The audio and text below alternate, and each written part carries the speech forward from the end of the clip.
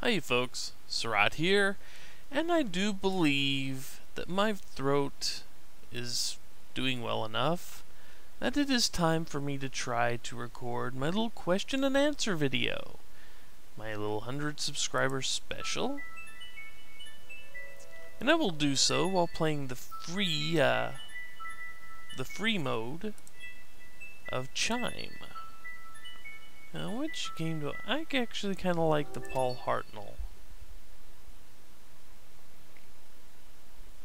You see, and thing is with this, you don't really have, you don't have any timer to worry about. So I can sit here and do this, and I don't have to worry about the clock. But hopefully I'll be able to create some nice, kind of soothing music as we go along here. Let's get some.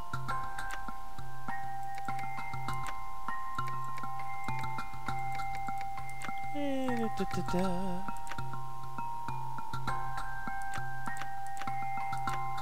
just gonna play some.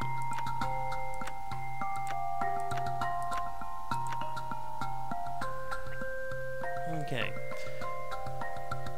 With a few notes placed, let's go ahead and begin here, shall we? Question 1. Where did the name Surat come from? Back during my high school days, I was part of a regular pen and paper role-playing group, and we were going to start playing a game called Talislanta. Well, I had picked out this paladinish character that had lived in an area that pretty closely resembled the Middle East of our world. So, I went to go create a name that sounded like it could have conceivably come from the region. After about a day of searching, I ran across... I was in the library at the school near one of the computers, and I saw the book Taras Bulba, the old Russian romantic novel. I think it's a romantic novel. I don't remember that much about the book. I'd have to go look it up. But I saw it sitting upside down on the counter next to me. You combine that with the fact that Darkwing Duck was becoming part of my regular after-school viewing routine, and they had recently aired the premiere episode of Darkwing Duck, which had a villain voiced by Tim Curry named Taras Bulba, who was kind of this bull that spoke with a Russian accent. So seeing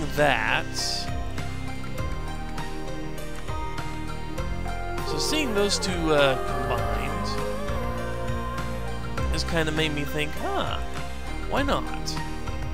So I decided, after seeing the...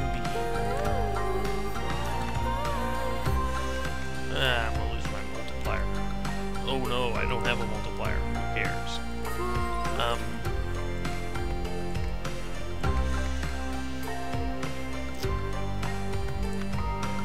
But that did spark the idea to try to spell the name Taras backward.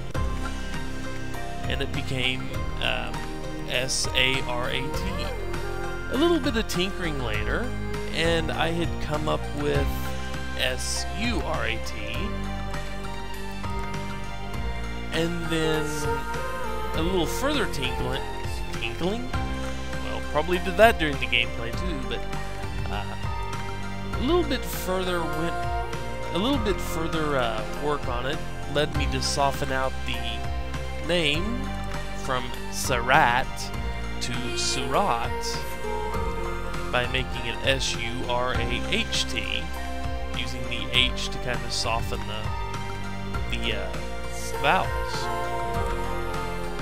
Everybody seemed to think, okay, that sounds like a pretty reasonable name, and it just kind of stuck with me. I don't really know why, it just kind of did. Later, when I started getting tooled around on the internet years later, yeah, I'm old. Most of you know this by now. but when I started getting to tool around on the internet, oh no, I'm going to lose those. I just kept the name. And there you have it. That is where the name Sarat comes from. Combination of an old Russian novel and a Disney cartoon. Oh, gotta shut down the music for a second, pause the game to scroll down to my next question. What qualities do you like in Let's Players? Well, actually I gotta pause again here. I tend to like it when the Let's Player plays games that I'm interested in, obviously. Obviously that's one of the main things. For example, if someone's sitting there doing nothing but the entire Quake series, and then they follow it up with the entire Doom series, I'm not too likely to stick around and watch.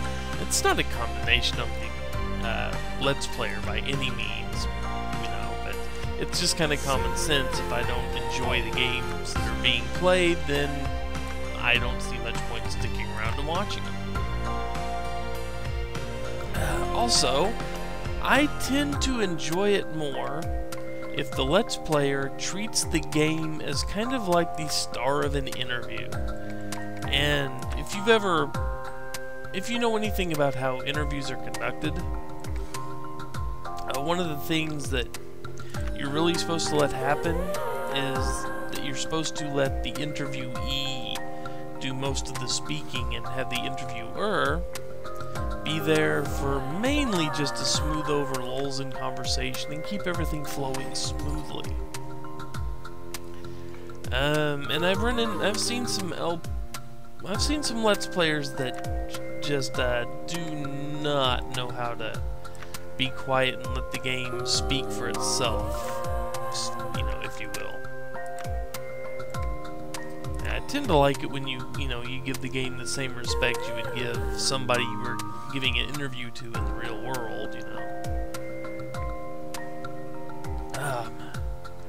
I also tend to enjoy it more when the game is done by somebody who knows the game to a reasonable degree.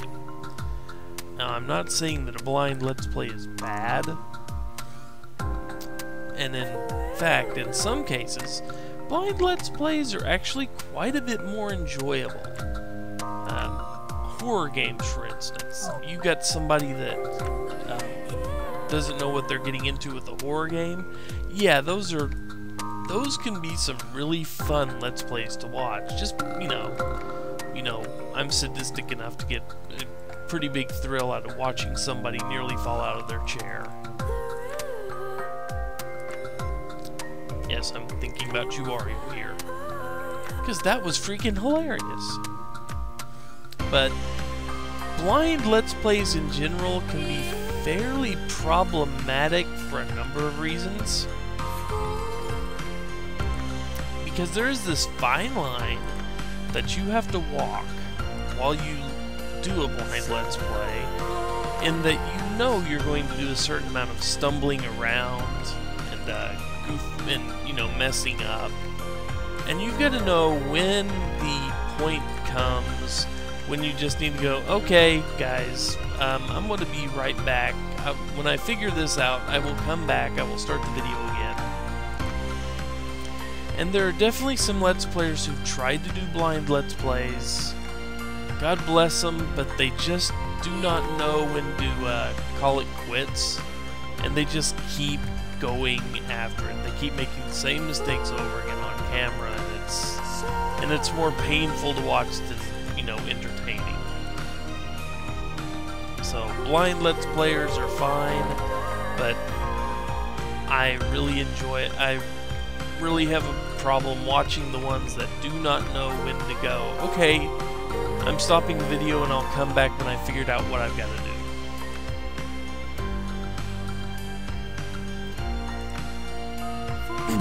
Excuse me, my throat's still just a little bit phlegmy. Another factor, can the Let's Player Let's Play without me wanting to just absolutely smack the hell out of them or throttle them on a regular basis. Does the Let's Player go out of their way to be offensive by, you know, trying to be edgy and cool by calling things retarded when he means stupid? Or do they be just outright misogynistic and, you know, have all their female characters? You see what I'm trying to say here. I hope you see what I'm trying to say. But if you're just sitting there trying to be, you know, a shock jock of the LP world, if such a thing exists, then I'm, you know, I'm not likely to watch you. I mean, you get a mentally challenged character in your party or as part of your retinue, and you just constantly walk around mocking their speech patterns. Or if you just constantly go, you know, you call idiotic things gay or retarded instead of calling them idiotic, or actually using a little bit of or actually learning a few extra words in your vocabulary, yeah, I'm gonna have a problem watching you.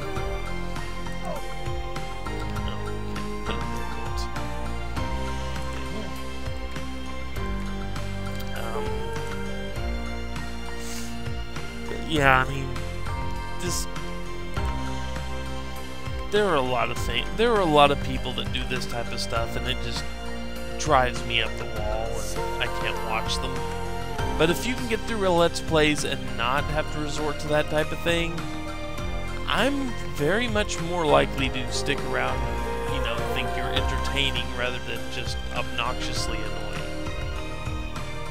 I'm not naming any names here. Okay, that's kind of creepy. I'm not naming any names, but I'm pretty sure most of you have run into somebody like that. And if you don't mind hearing that type of stuff, hey, more power to you. Can't say I'll ever, can't say I agree with you that it's okay or anything like that. Okay, enough of the soapbox. On to question 3. What got you started making videos? The short answer? Getting a computer that would actually run a screen capture program at decent enough speeds. It's really as simple as that. However, I'm willing to bet that that's not the end. I'm willing to bet that's not actually the way you meant that question to be read. So here goes the long answer. A couple of years ago, I was looking at videos on YouTube of the old Laserdisc game Space Ace, if anyone remembers that. Although, with the way they've re-released that, it's not exactly a game that's just stuck purely in nostalgic memory anymore, is it?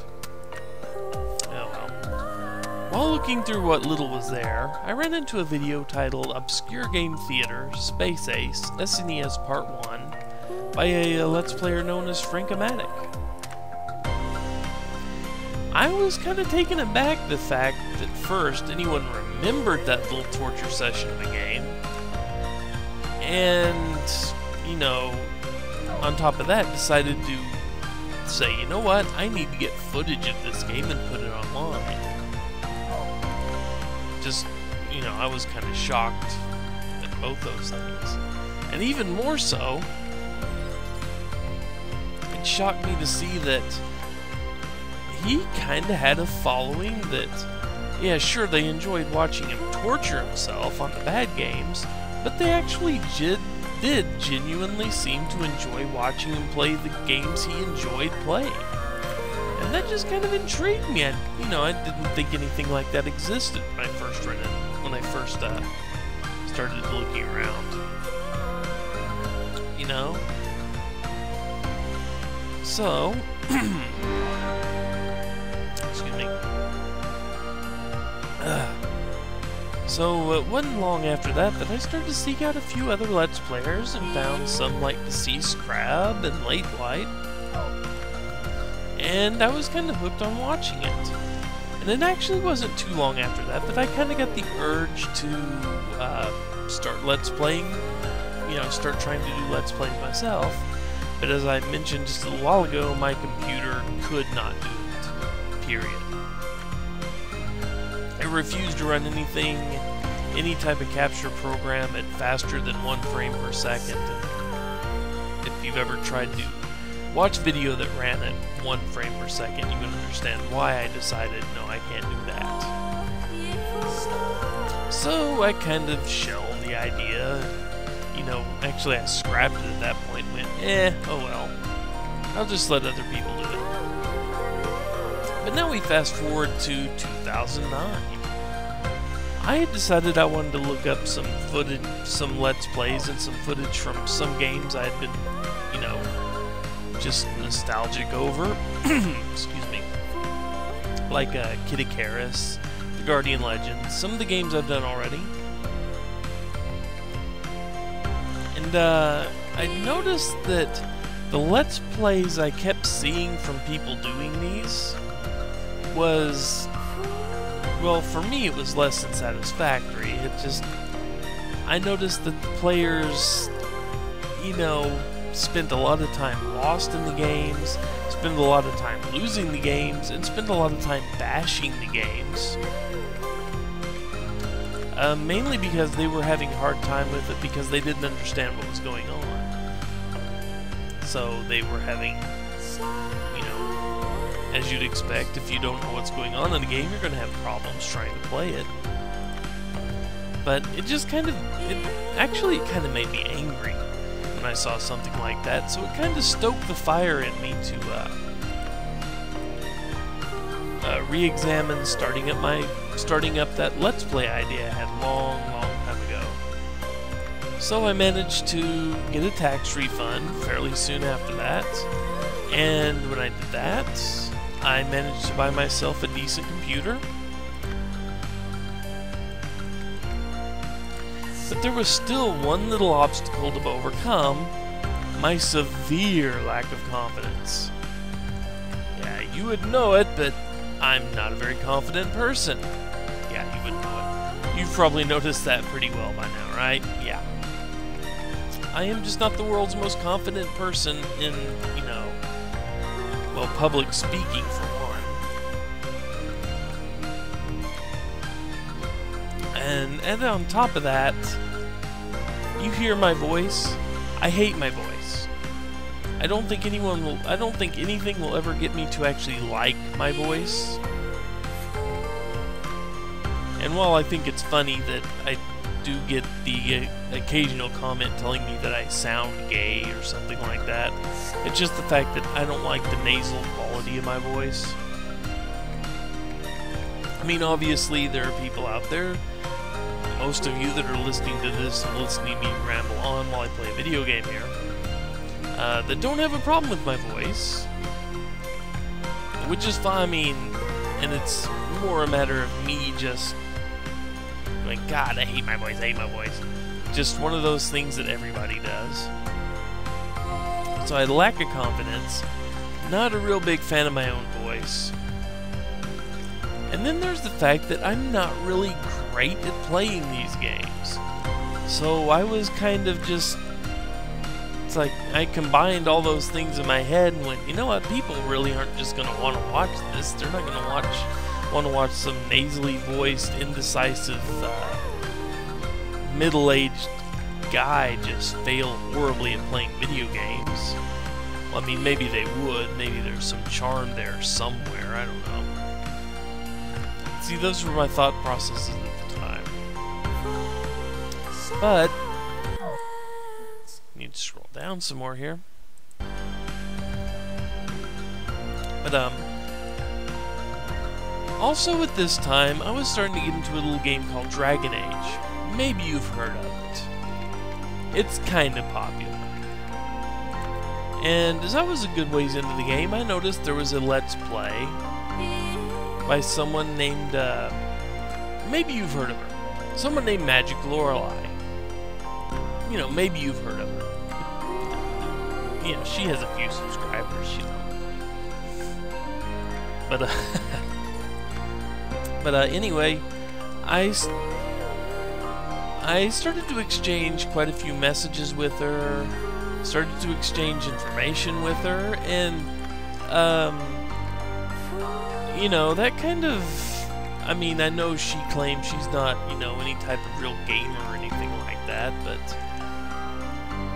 the fact that I was able to pass on information and trade information that she found valuable about a game that I didn't know all that well myself, but I was still able to articulate, you know, things about it that she didn't know, and things about it that, you know, that might have helped her out. That kind of gave me the boost in the right direction. It's like, well, maybe I could do this. There's a chance. So, you know, screwing up my courage, I finally decided to, you know, talk with her some more and see what was involved in, you know, doing a Let's Play, get some, you know, get what little information she decided to pass on to me, and turn it into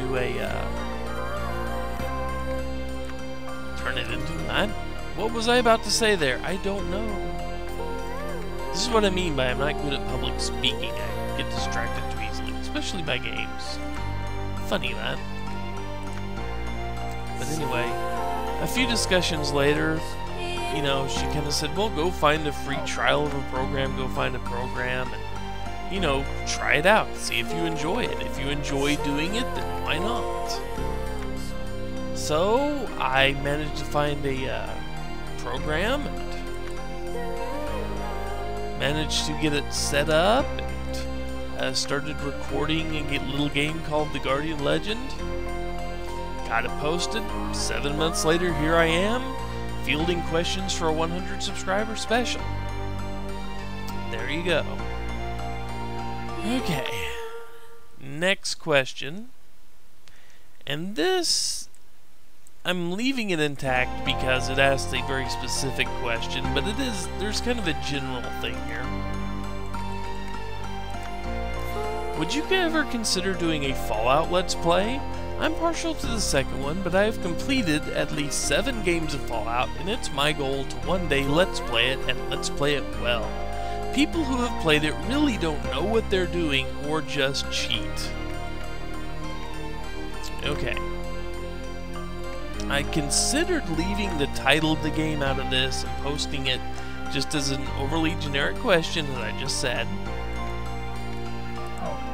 But I can speak to it directly. First, I need to restate my policy on requests.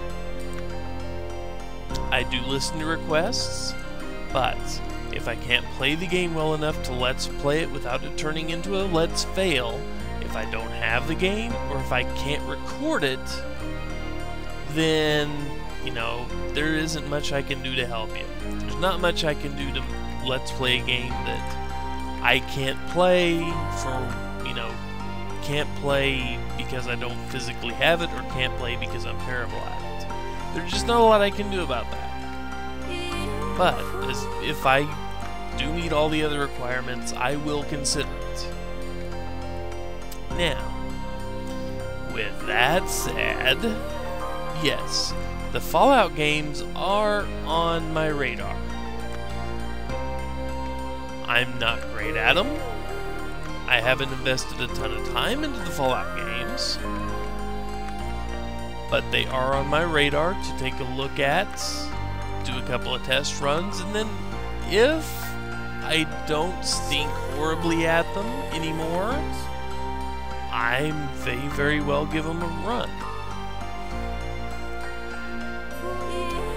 But that isn't the main reason I included this question in this little Q&A session here. I could have just, you know, said that directly to somebody, to the person who asked it, and would have been fine. But I feel there's a little bigger issue here that needs to be addressed. one that's, you know,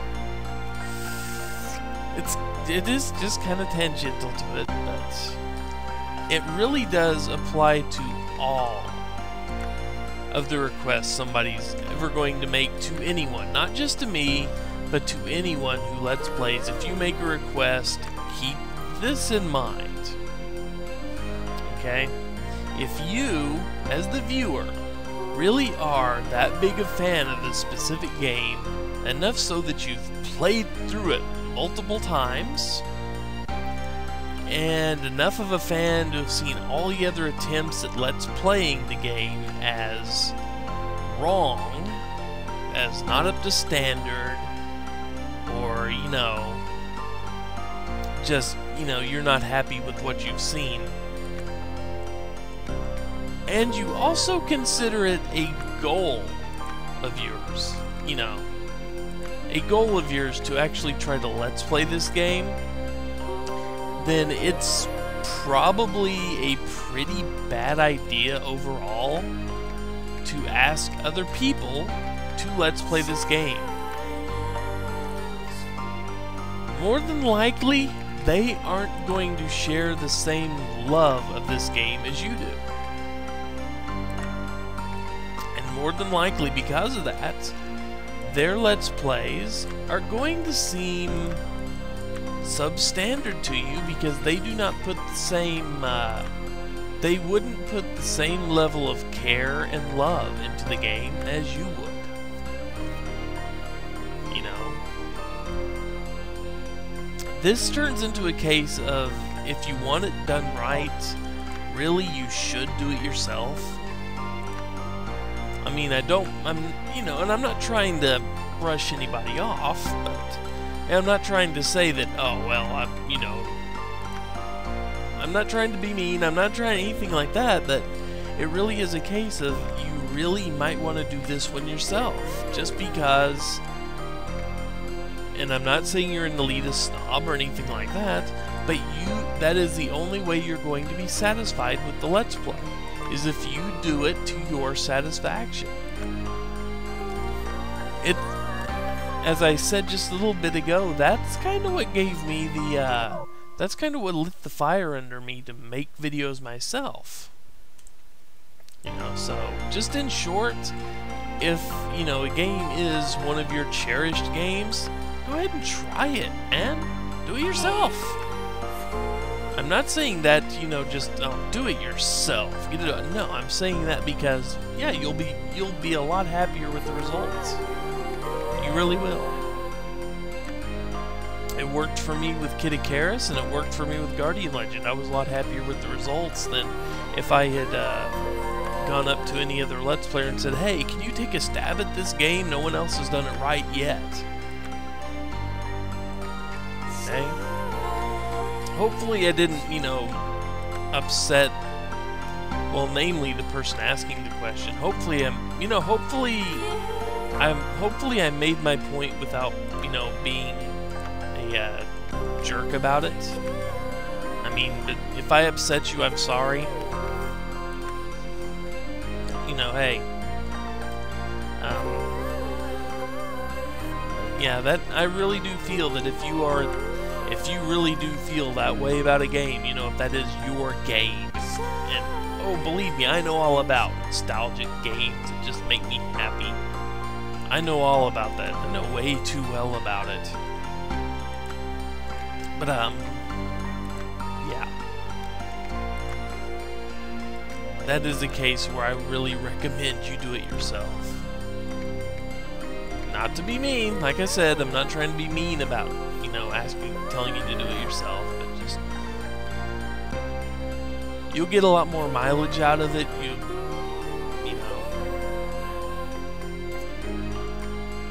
Okay. Hopefully, like I said, I just didn't upset anybody there. But I'll move on now.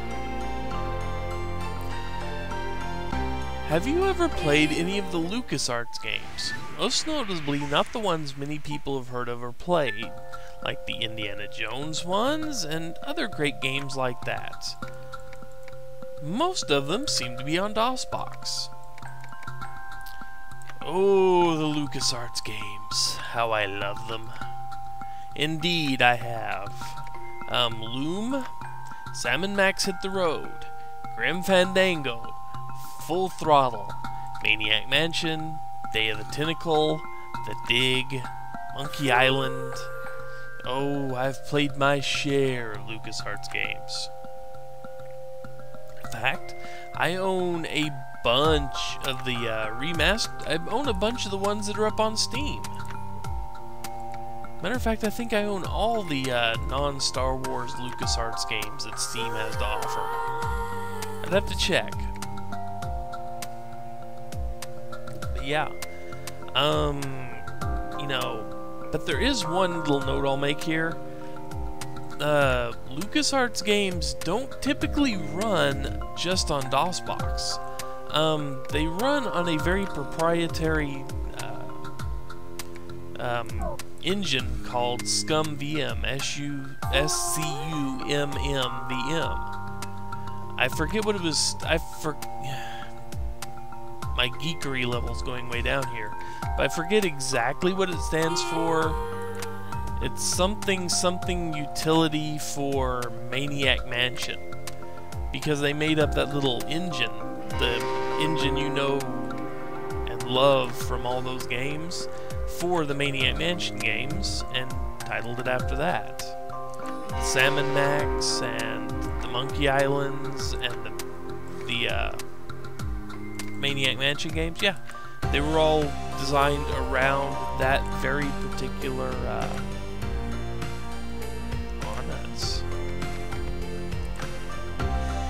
they were all designed around that little engine. Go figure. Next question. I know I'm horrible, and I know you probably get asked this all the time, but could I do a commentary with you? It wouldn't even have to be any game like Fallout. Obviously, this is, you know, the same person asking this question, right? Yeah. Wouldn't have to be any game like Fallout. It could be just Let's Play Checkers.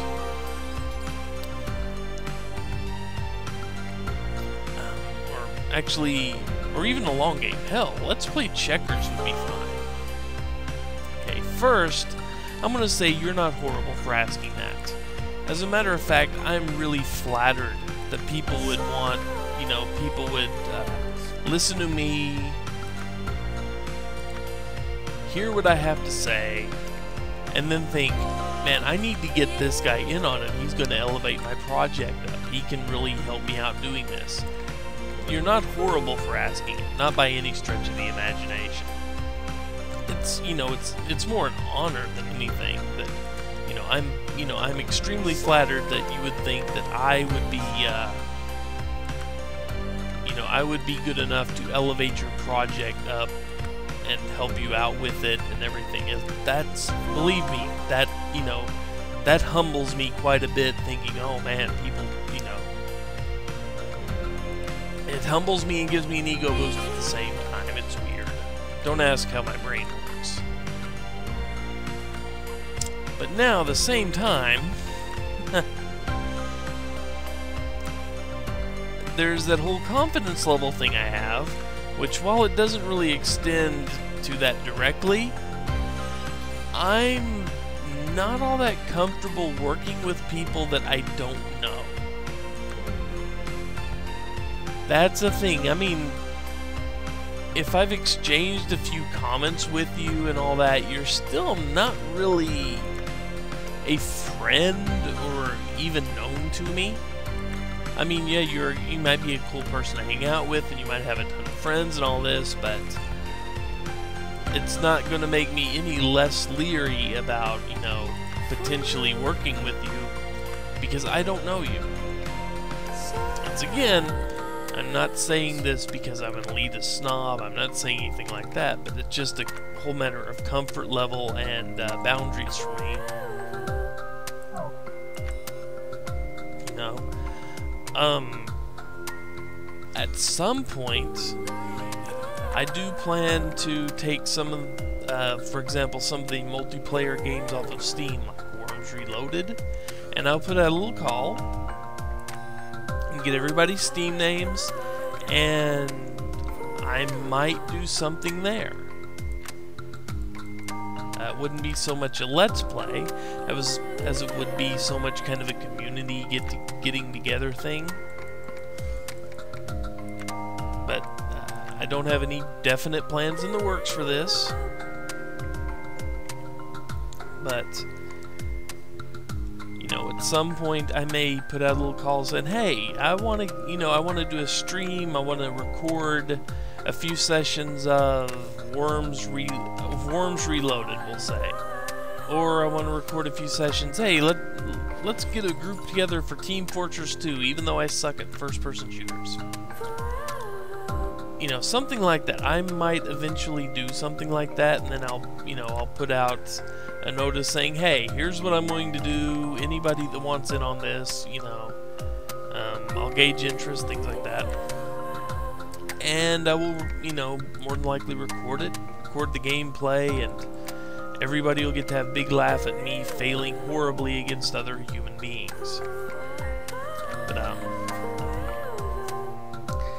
But as far as doing a let's play with someone that I barely know, it's just a comfort level thing. I'm sorry, but right now, I have to know you a little better than just a few questions and a few comments shared on YouTube. It's nothing against you. I'm sure you're a great person for asking, but gotta be more comfortable.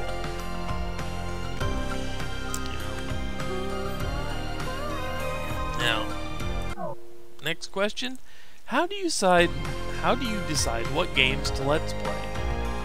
Well, a few things can prompt me to decide what game I feel is worth my time and effort to let's play. First, I might just have a whole bunch of warm and fuzzy memories of playing a game back during summer vacation.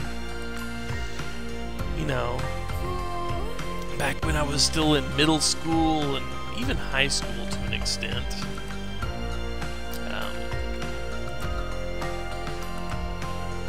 Excuse me. And reliving and sharing all those memories with the world actually sounds like fun. It could be as simple as that.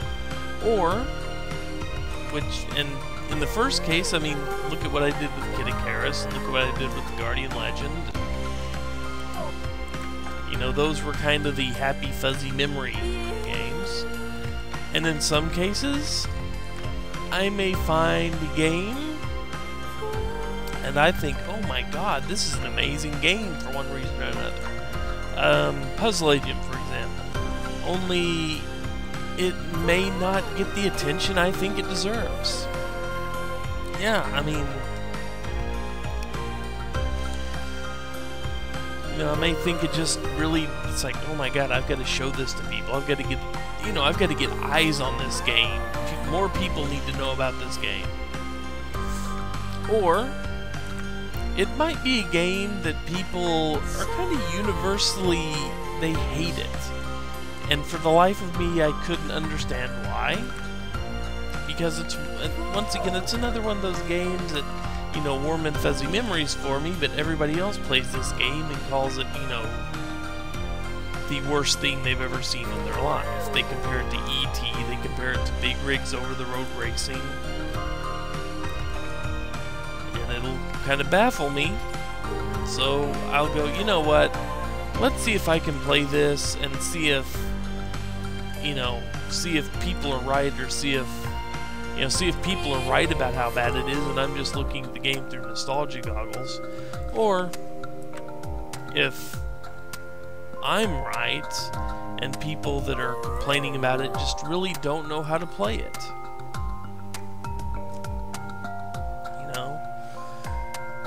That could be something else. Also, maybe someone requests the game and it's actually a game I enjoy playing. There's another way I could decide what games to let's play. All of those seem to work pretty well for me.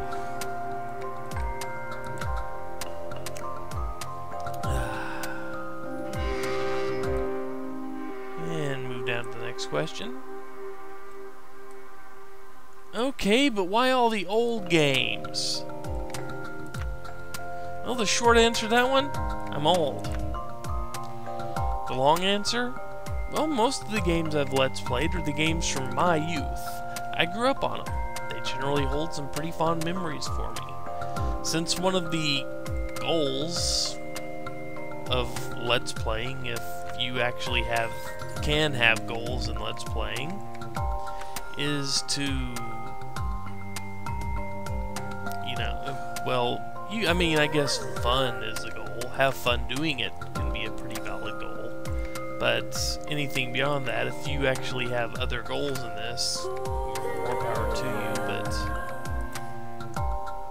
I'm not sure exactly what type of goals a person can really have in, you know, playing old video games and recording it for people.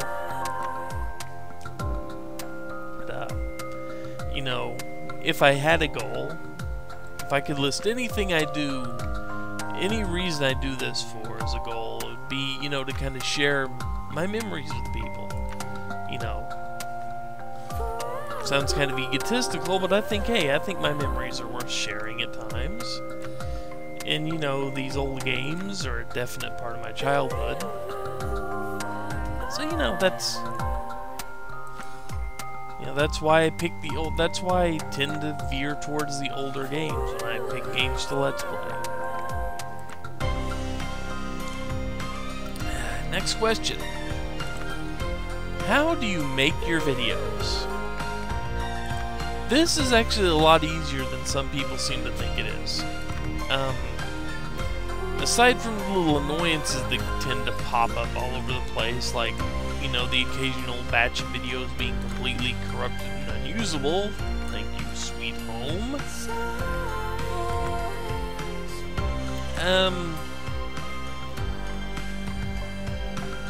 It's actually a really simple process. When I first started, I tried out a batch of different capture programs, saw which one actually worked best for me, and after doing quite a bit of testing, I settled on a program that's fairly new in the world called Debut. It's not free, but it is actually really, really powerful. Let's see if I can bring it up. Debut. Whoops. Nope, didn't really want to do that, but, you know. I can't really show, I don't have the screen set, but yeah, Debut Video Capture Software Professional, right there. You can see it 2 or 3 times in the screen there. But, basically, all that's really involved in making one of these videos is I open up the game I want to play, I open up Debut, then Debut has a little button that allows me to crop the screen to the size of the window I'm going to be using. In this case, you know, you see Chime, and I can select from this corner to this corner, and it works for me.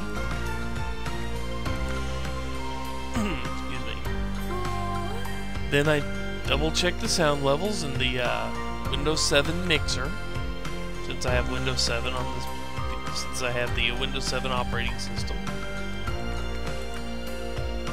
The Windows 7 mixer is very, very good for things like this. Then, when I'm ready to go, I hit record, do what I gotta do. When I'm done, I hit stop. Then I take the video, I run it through a program called Virtual Dub to compress it down to a manageable file size, because when the way I've got Debut set, it's a 15-minute video takes up about 4 gigabytes of space, and I can compress it down in Virtual Dub to an AVI file that's about 300 megabytes big.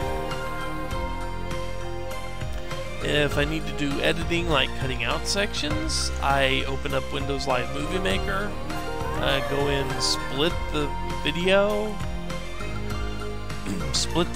around the parts where I need to edit, or I can even do it in Debut depending on what I have to do. But yeah, generally Windows Live Movie Maker is a little better choice there. Then do whatever, you know, then I do the essentially render the video. Give it a title, and then put it in a folder and wait for it, and then it waits for its turn to be uploaded to YouTube.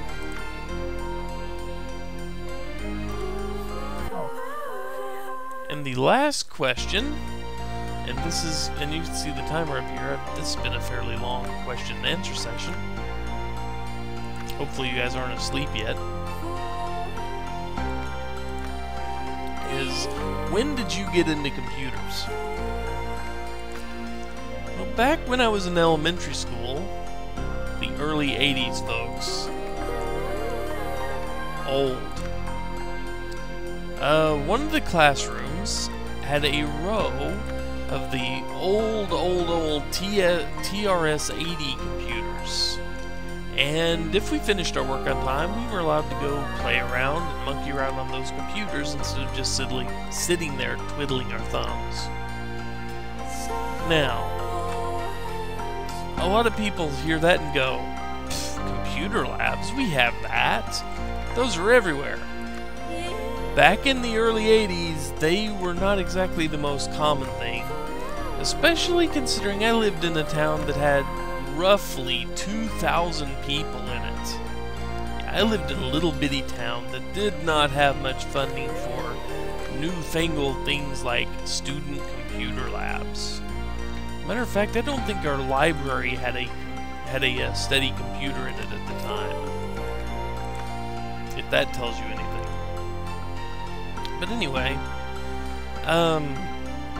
in that class I would rush through all my work, get it done, just so I could, you know, tinker around on that little TRS-80, and I learned, you know, I tinkered around with the programs that we had for it, the old 5 1/4 inch floppy disks.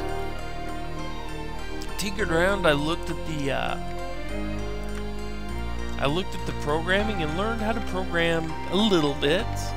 Nothing special, but, you know, over the period of about a year and a half, I think, I managed to actually program my own little gallery shooting game. And,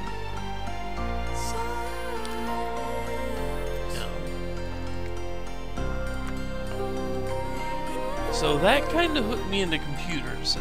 It was still a few years before my parents were finally convinced that, hey, you know, computers were the actual wave of the future. And we ended up getting a Tandy Color Computer 3. Hold me back, folks. Yeah. If that tells you anything. If you know what a Tandy Color Computer 3 is, you'll probably just facepalm going, you wanted one? I go, yeah, I wanted one. It's a computer. Didn't have one.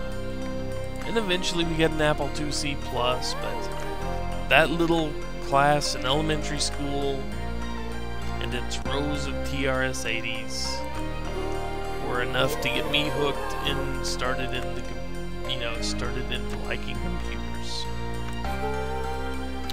All thanks to that one little classroom.